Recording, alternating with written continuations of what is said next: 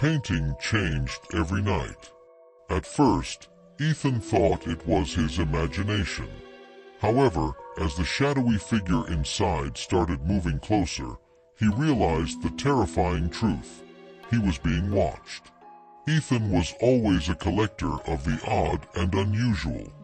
Estate sales, antique stores, and used auction houses were his territories. When he discovered the painting at a remote auction, there was something that spoke to him. The artwork was mesmerizing, an oil painting of an old manor house shrouded in mist, with a dimly lit window on the second floor. It was unsigned, and the canvas was slightly cracked with age. Though eerie, it had an undeniable pull. Without hesitation, Ethan bought it and took it home. That first night, he hung the painting in his study. It fit perfectly above the fireplace, lending an air of mystery to the room. But when he walked past it the next morning, something was different. The window in the painting was no longer dimly lit. It was wide open, curtains fluttering. Frowning, Ethan chalked it up to an overactive imagination. But the next night, when he checked it again, his blood ran cold. A shadowy figure now stood at the open window. Night after night, the painting changed. The figure moved, stepping away from the window and descending the stairs of the manor.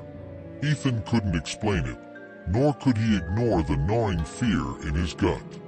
By the seventh night, the figure was outside the manor's front door. Ethan's heart pounded as he stared at the painting.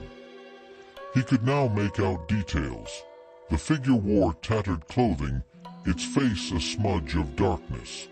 He wanted to get rid of it, to burn it, but some unseen force compelled him to keep watching. On the eighth night, the figure was gone. Not in the house, not on the path. Nowhere. Ethan barely slept, his mind conjuring horrors. When he woke the next morning, his worst fear was realized. There, at the bottom of the painting, was a new addition, a tiny, detailed rendering of his own home. Standing just outside his front door was the shadowy figure. A frantic knock sounded from downstairs. The air went ice cold. Ethan spun around, his eyes wide, as the knocking increased in volume. A whisper crept across the house. "Let me in." Ethan never unlocked the door.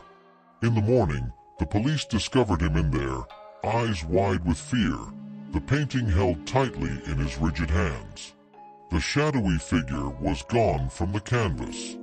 But later that night, at the precinct, an officer passing by the evidence room swore he saw something new in the painting.